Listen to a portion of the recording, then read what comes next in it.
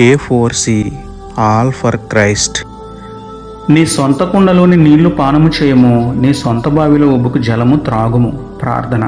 ప్రేమమేడ కృపామేడ మా ప్రియ పరలోకపు తండ్రి, మహిమగల మీ నామమునకు స్తోత్రములు దేవా. అయ్యా, అనేక మంది ధనము కలిగి ఉన్నను, అక్రమ సంపాదనను, భార్య ఉన్నను, పొరుగువాని భార్యను ఆశిస్తూ పాపంలో పడిపోతున్నారు.